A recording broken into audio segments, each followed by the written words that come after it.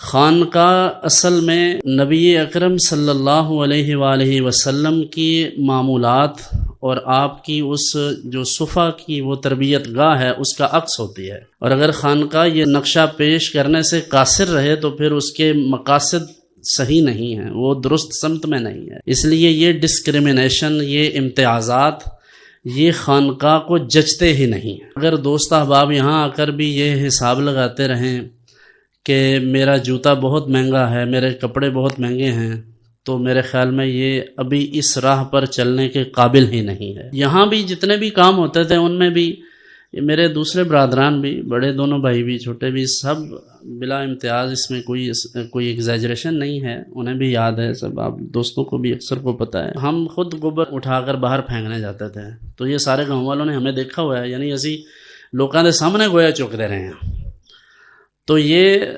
حضرت سرکار لاسانی رحمۃ اللہ علیہ کے مال ڈنگر کی خدمت کی سعادت ہمیں بھی میسر رہی ہے۔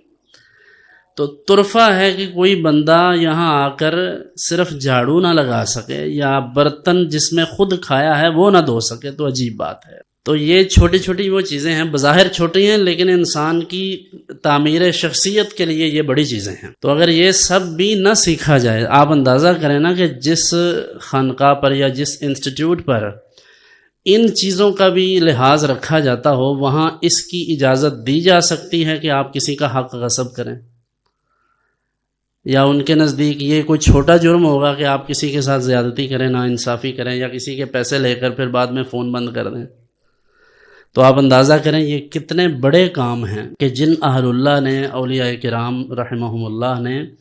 ان چھوٹی چھوٹی چیزوں پر اتنی توجہ دی ہے۔ ان کے نزدیک حقوق اللہ اور حقوق العباد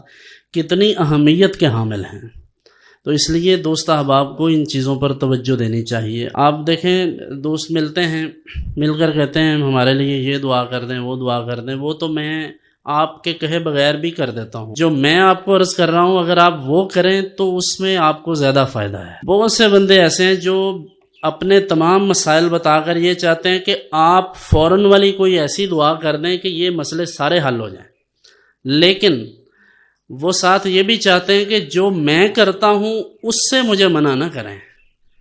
یعنی میرے حرام حلال کا جو تمیز ہے وہ میں نہیں کر سکتا، میں حقداروں کو ان کے حق نہیں دے سکتا۔ اور کیسی تعجب کی بات ہے، ایک بندے نے مجھے بات بتلائی کہ اس کی والدہ نے اپنے بھائی سے حصہ مانگا، وراثت کا جو حصہ ہے شریعت نے جو دے رکھا ہے،